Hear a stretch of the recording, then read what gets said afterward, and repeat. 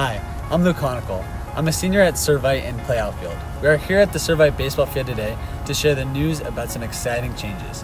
Starting last year, upgrades began on the field, and since then, especially over the last few months, a lot has changed.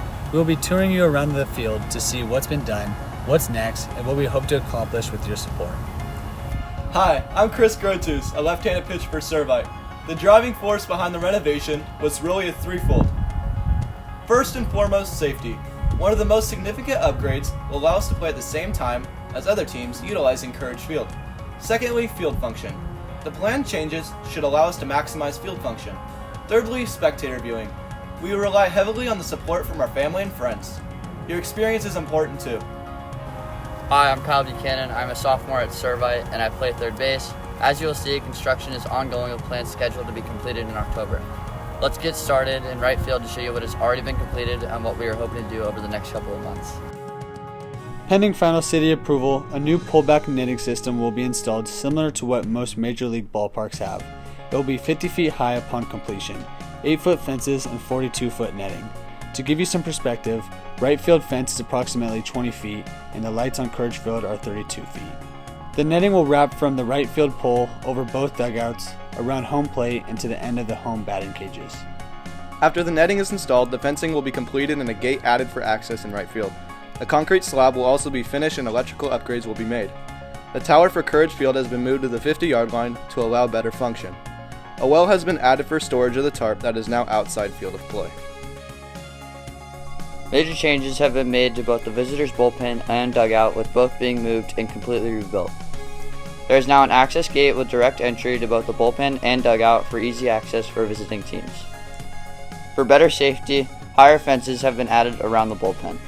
The dugout is nearly 3 times the size of the old one, with all new brickwork and roofing.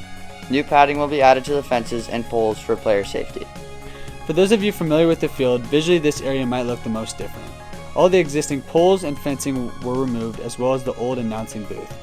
The backstop was replaced with black onyx split face cinder block, and a branded safety pad will be added behind home plate. Last year, new AstroTurf was added to home plate. This summer, that turf will be extended along both dugouts in the heavily trafficked areas. With the removal of the tower and the addition of the netting that will stretch this whole area, spectator viewing will be optimal with not a bad seat in the house.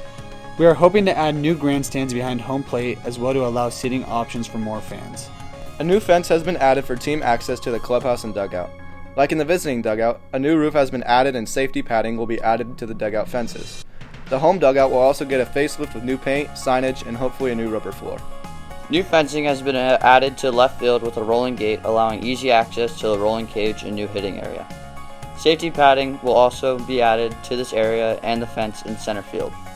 We are hoping to get an awning to cover the equipment stored out here as well as new windscreens in the outfield.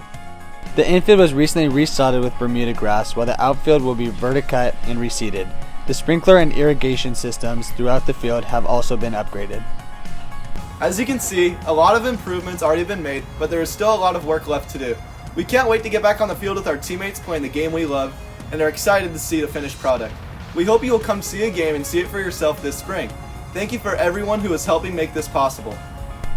Hi, my name is Jim Welch, Vice President of Finance and Operations here at Servite High School, also a member of the class of '79. First, I want to say thank you to the young men that just presented the video introducing the facilities and the things that we're trying to accomplish. Just to give you some numbers, currently we have about $200,000 raised and willing to put into this project. However, to meet our wish list, to everything that they've outlined in the previous video, we need $400,000 to $425,000. Therefore, we're looking to raise another $200,000 to $225,000 to complete this facility, which will be a first-class facility in the Trinity League.